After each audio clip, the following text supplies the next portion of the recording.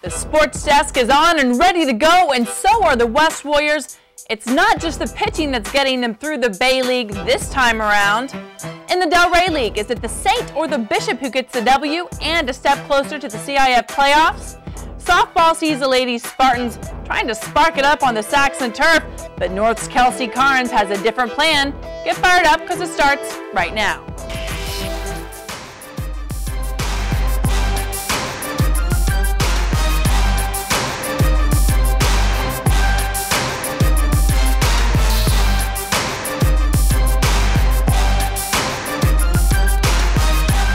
Hello, you are watching the Sports Desk, and I'm your host, Bonnie Prickitt. Just as league play is winding down, a lot of the teams are getting ready for the CIF. Let's go ahead and get started. The Warriors are tied for first with Peninsula, and every game is a must-win if they want to capture the title outright. In this game against Palos Verdes, there were big bats, but also some learning experiences. You'll learn too as you watch Ghazal Hassan tell you all about it. High school baseball enters its home stretch just 2 weeks before CIF pairings announced, and a key Bay League matchup between West and Palos Verdes. Both teams come in winners of 4 straight. We'll go to the top of the second inning. The score will be tied at 1, and there's 1 out with the Sea Kings batting. The man at the plate is David Basin. Timmerman comes set, and he delivers the pitch. Here comes Jeremy Barth from third base. Perfectly executed squeeze play for the Sea Kings. The Warriors get the out, but Barth scores to make it 2-1 PV. Bottom of the third, still 2-1. Here's Johnny Palmer with some heavy nova down the right field line. That's a fair ball. Juan Correa will come around and score from second base, and Palmer standing there with an RBI double. It's 2-2 as the Warriors tie the game. Later, still in the third, Warriors on the corners. Ted Kernan at the plate. Daniel Timmerman hustling down to second is safe ahead of the force play. Palmer scores. It's 3-2 Warriors. We go to the bottom of the fourth, 2-man out. Austin Waters at the plate. He ropes one to right center field. It's in there for a base hit. Juan Correa comes around third base and scores. He's followed by pinch runner Wesley Chapeko. West now up 5-2. We move now to the top of the fifth, where West starter Daniel Timmerman retires the first 2 hitters and then loads the bases, giving up a hit and 2 walks. So bases full of Sea Kings. At the plate for Palos Verdes, Chad Messenger. So Messenger steps in. He hits a ground ball to the left side. Colin Nelson fields it, but can't beat Chris Marcolis to second on the force. He then overthrows Austin Waters at the plate. 2 runs trot home for Palos Verdes. The Sea Kings are within 5-4. So now 2 on, 2 out, and Sam Carmack grounds one on the right side past Javi Galvin.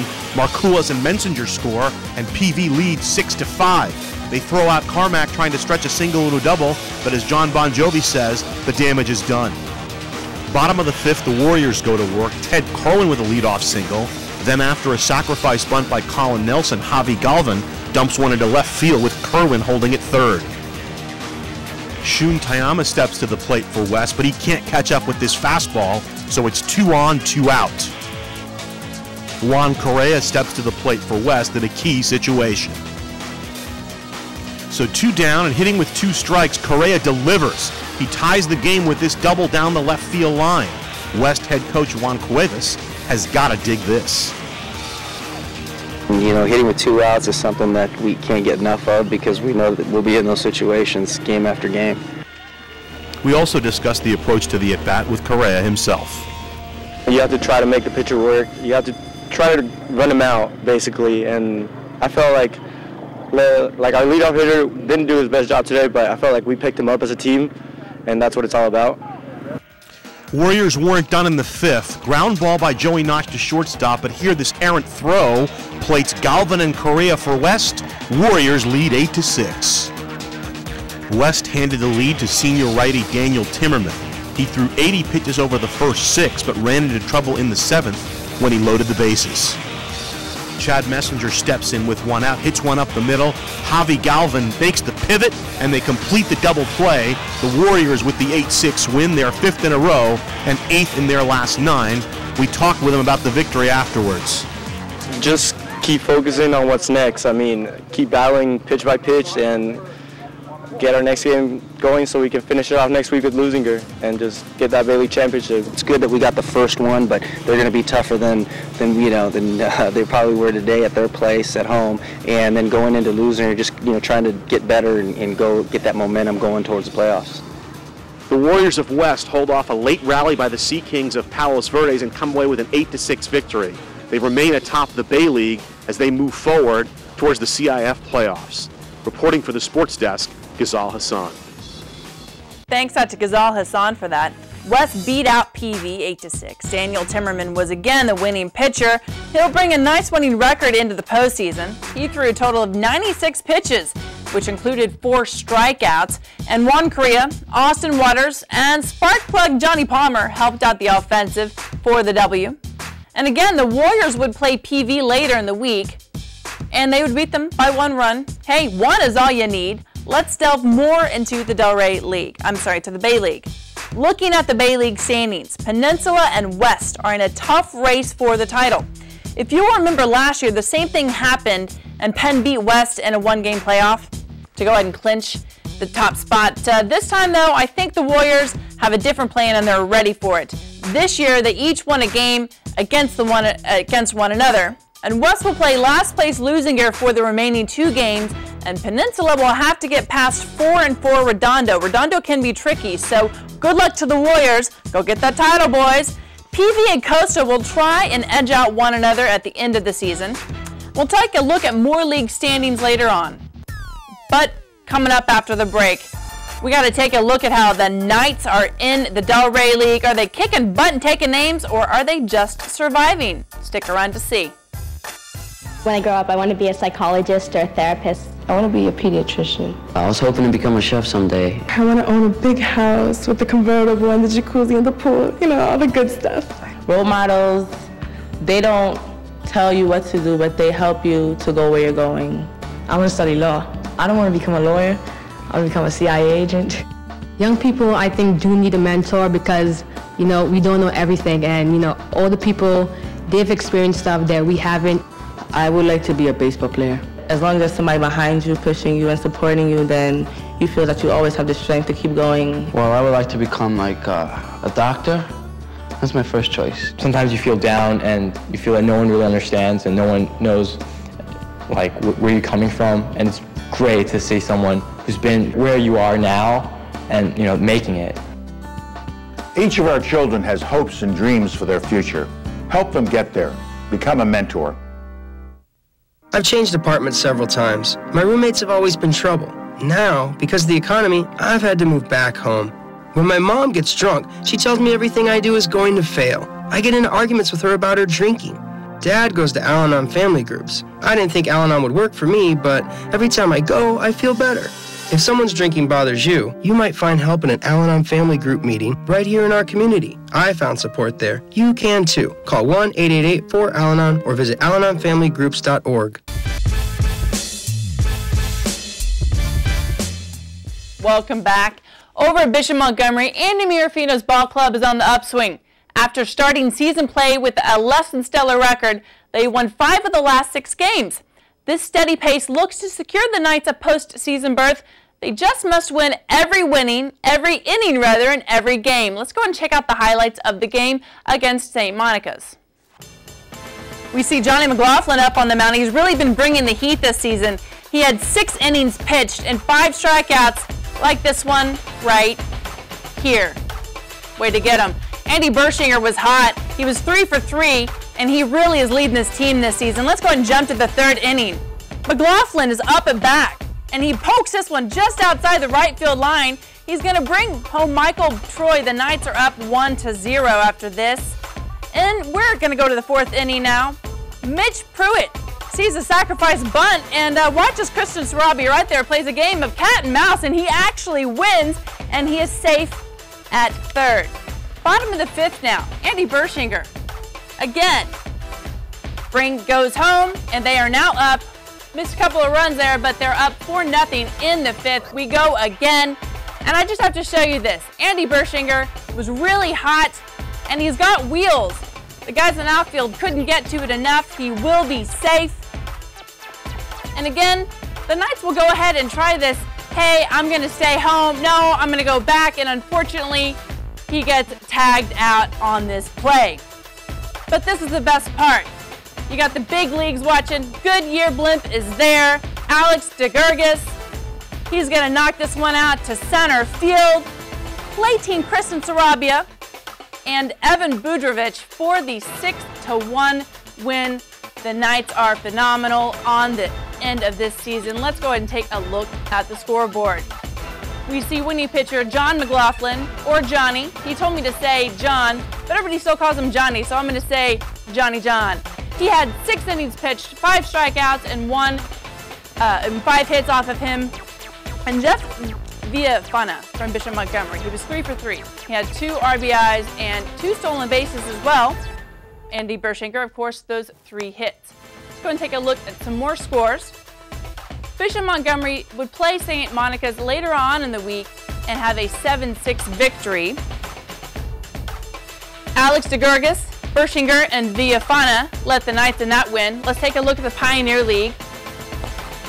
We are going to take a look at the league games first. South beat up on Centennial 14-4 in the first of the 2. And the second game was broke wide open with a 7-run 6th inning led by Chris Aldape, who was crazy hot, going 3 for 3, which included a triple and 2 runs. Looking at North, while playing El Segundo, they lost the first game by 2 runs. In the second game, Andrew Mongaro brought in 2 runs and had 1 himself in the 9 for a loss to El Segundo. It definitely makes things interesting in league, that's for sure. Let's take a look at the undefeated and well-coached Tartars. Well, they're all well-coached, but Ollie's been doing a really good job the last couple years. It's no surprise they got past Lawndale, 15-3 in the first game. The second game didn't reach double-digit scoring, but still toppled Lawndale by 9 runs. And we'll see how tight this race really is by looking at the standings. Torrance is, of course, on top of the Pioneer League. The Tartars' overall record is 22-5, but the overall records don't matter when it comes to league standings. So the places are determined by who beats one another.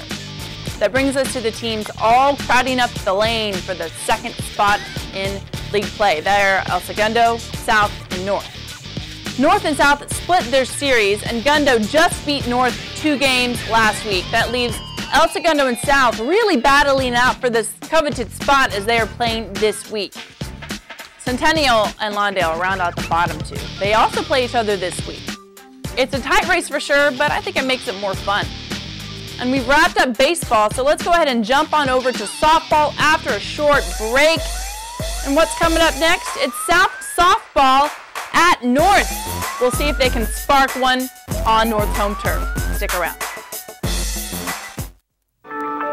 Will I always be working weekends just to stay out of debt? Is a great college for our kids? Out of the question? Is the American dream out of our reach? Not if we can help it. We're the National Endowment for Financial Education, a non-profit organization dedicated to helping people just like you get smart about their money. Log on to smartaboutmoney.org today and start taking control of your financial life. Hi, I'm Jenny Garth. As a mom, there's nothing more important to me than seeing my kids smile. That's why I've teamed up with the American Association of Orthodontists to shine a light on the importance of a healthy, beautiful smile. We all want to look our best, and an attractive smile is part of it. Getting your child an orthodontic checkup can make a huge difference in their future. Orthodontists straighten teeth and jaws. And if braces are needed, today's hip models let kids sport their own personal style during treatment. To learn more, visit braces.org. Are you playing a dangerous game with the future of America's citrus? Move a citrus plant, and you could be spreading a disease that kills citrus. On its own, the disease can't move far, but in a car, an infected plant can travel miles. Move a citrus plant, and it could be game over for our citrus. Now it's your turn. Please, don't risk citrus. Don't move citrus. Learn more at saveourcitrus.org. A message from the USDA. Welcome back. Whether it's winning just enough games to get into the playoffs or winning a game late in the innings, the North softball team uses the last-minute tactic to its advantage. Advantage is 3 CIF final appearances, but no Pioneer League title, and that still haunts them. And when I've asked Coach Howard Miller if he would take a league title over a CIF title, he breathes in while grimacing, all the while mentioning if you got that far, you should have had league title anyway. So with that comes the focus of this season. It's time to win league. The South softball team is focusing on steady play to get into the playoffs. Karen Bright dips into the view of the North versus South softball game for us. In Pioneer League action, the North Saxons clinched a share of the title, edging out the South Spartans 3-1 with their now accustomed late-game heroics. It was the Gonzalez sisters that led the charge. We go to the 6th inning. Vanessa Gonzalez with a missile, RBI single to right to bring in the tying run, and 1-1 the score. Then Monique Gonzalez in the box, on the same train too. This one a 2-run double, can't handle it, over third base bag, and 3-1 the score. Monique Gonzalez taking us through it. I was just trying to score as many runs as possible to get us ahead and win this game. I was expecting a tough game, but I knew we'd pull it out in the end because that's just what we do. This means a lot. It just puts us one step closer to winning league. And first you need hitting, then you need pitching. So in comes Kelsey Cairns, and she goes lights out, retiring 2 Spartans. Here's what she had to say. Well, our defense was really good today, and I was just trying to have them hit grounders and pop up so that our defense could keep us in the game. We always seem to come back at the end of the games, so I knew we could do it. It means that we're one step closer to Coach Jim's goal of us winning league, and he really wants us to do that, and he's my grandpa, so I love him. And with that, 3-1's all she wrote. The Saxons remain undefeated in league play and take a piece of the Pioneer League title. Reporting for the Sports Desk, I'm Karen Bright. North's pitcher Kelsey Cairns comes out with an 11-2 record in that win over South. Vanessa and Monique Gonzalez also helped out the Lady Saxons to the victory. Let's take a look at the rest of the scores from around the league. Torrance put the hurt on Centennial, winning big with a 17-0 win. Danielle DeCastro hit the game-tying single for Torrance, and Sarah Helm put in the win in motion with a nice single in the 7th for the Lady Tartars' high-scoring and close game against the Lady Eagles. Let's take a look at a few more scores. South had nothing but chances and took full advantage in that with easy wins. They beat Lawndale 18-1. In the second game, they shut out Centennial 17-0. Now to the current league standings. You'll notice the overall record on the far right of your screen. That has no bearing on the league standings, but it gives you a good idea of the level of competitiveness of all of the teams. And you have to remember that a lot of these teams, North and South and Torrance, all played in the preseason and really competitive tournaments, which is why they might have a few more losses than you expect. But North sits pretty with an undefeated league record, though, and Torrance, who's in second place, will try and take North out this week in the last league of the game of the season. South is in third, and they're going to try and stay there. They'll have to play especially hard against El Segundo, who again is very sneaky. That is the last game of the season, and if they can do it, they will get an automatic playoff spot, though. Lawndale and Centennial ran out the bottom of those league standings. Let's take a look at the scores in the El Segundo tournament. The Lady Saxons managed a good win over San Pedro, and they're a pretty good team. That in turn secured them a place in the final title game of the tournament against Village Christian. But as you can see, they didn't win, but it was a valiant effort by Howard Miller's club, a game that surely is getting them ready for the postseason. And a few other of the COT teams played in the tourney, that City of Torrance teams, and we're going to check out their scores. They defeated Mary Star of the Sea 4-3. And Shannon Hokama brought home the winning run in the 6-1 Marymount consolation game win in West in a consolation semifinal game, 2-1. Christina Washington, she's only a sophomore, is going to get better. She had 8 strikeouts and a homer in that consolation final game against Woodrow Wilson out of Long Beach. They won the game 7-0. Let's now go ahead and take a look at the Bay League. The West Warriors pulled out a huge win over Peninsula. 4-5 was the final score. The Lady Warriors scored runs in the bottom of the 7th with Ashley Miller, scored Crystal Maneras for the win. They lost to a good Costa team, though. Their league record comes to 6-2-6. The Leeds saw a little bit of success last week, even though they lost to LaSalle. It was a high-scoring game. It was a 10-0 win over Culver City in the consolation play at El Segundo. So that's good for that win. They have 2 more home games to finish out the regular season. And that is all we have for softball scores right now. But let's do a quick recap of West and Bishop Montgomery. They'll most likely not get into the CIF playoffs unless they get a shot at a wild card spot in a game and they win. North, South, and Torrance are all most likely going to be competing after finishing league play this week.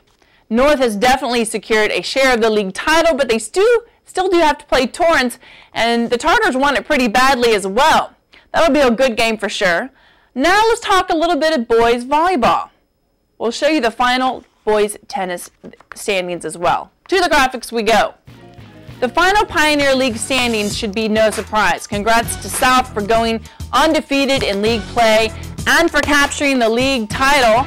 The Sports Desk is definitely looking forward to your CIF appearance. And El Segundo is in third, far below South and Torrance since they lost to both. North, you have a lot of raw volleyball talent on your squad, but you couldn't get it going early enough in the matches, so you have some young talent. Good luck in next year. And Centennial, thanks for staying in there and keeping the Pioneer League afloat. In the Delray League, Bishop Montgomery had to fight it out against, and they're at the top spot at 7-1. LaSalle lost at Cathedral, and Bishop Monty is at 4-4 in third place. They're hoping for a chance to bloom in the postseason. Looking at the boys tennis finals, you'll go ahead and see that South won outright. Congratulations, undefeated 9-0 record. El Segundo is 6-3, and North is at 3-6.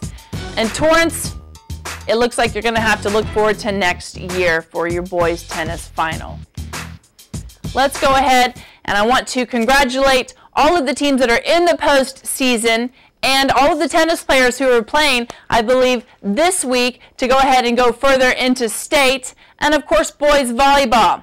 We will have the South and Torrance games for you, and there's a chance they might even be playing one another. Wouldn't that be exciting? But for right now, let's go ahead and take a look at the way you can contact us. Remember, this is the best way you can get in contact with us is at 310-618-5762. You can always email us at thesportsdesk@torranceca.gov. You can view all of our shows online at torranceca.gov as well. And don't forget that all of the shows are on YouTube from 2010 and 2011.